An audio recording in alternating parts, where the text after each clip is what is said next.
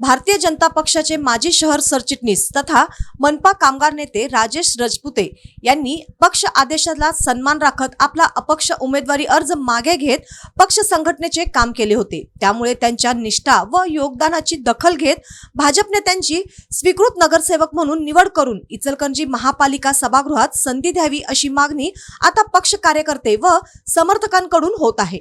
इचलकरंजी महापालिकेच्या सार्वत्रिक निवडणुकीदरम्यान प्रभाग क्रमांक 9 सर्वसाधारण अनुसूचित जाती अ गटातून राजेश रजपुते यांनी अपक्ष उमेदवारी अर्ज दाखल केला होता।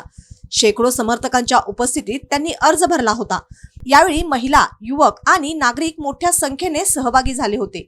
महिलांनी औक्षण करून शुभेच्छा देत पक्षाने दखल घेतली नाही तरी अपक्ष म्हणून निवडणूक लढवा, आम्ही तुमच्या सोबत आहोत अशी भावना व्यक्त केली होती। 2019 पासून भारतीय जनता पक्षात सक्रिय असलेले रजपुते यांनी इचलकरंजी शहर सरचिटणीस म्हणून काम पाहिले आहे। 2024च्या लोकसभा निवडणुकीत महायुतीचे उमेदवार खासदार धैर्यशील माने आणि विधानसभा निवडणुकीत आमदार राहुल आवाडे यांच्या प्रचारात चांगली आघाडी घेतली होती।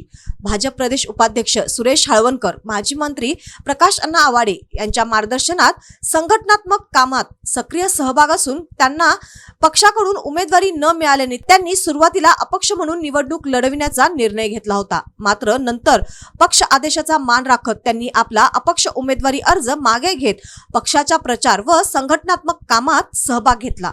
राजेश रजपुते यांच्या पत्नी सौ रेखा राजेश रजपुते या 2011 ते 2016 या कालावधीत तत्कालीन इचलकरंजी नगरपालिकेच्या नगरसेविका होत्या।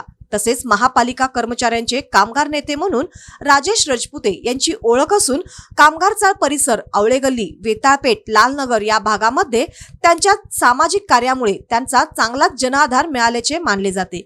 पक्षनिष्ठा आणि संघटनात्मक योगदान लक्षात घेऊन भाजप नेत्यांना स्वीकृत नगरसेवक म्हणून संधी द्यावी अशी मागणी आता स्थानिक पातळीवर जोर धरू लागली असून याकडे राजकीय वर्तुळाचे लक्ष लागले आहे।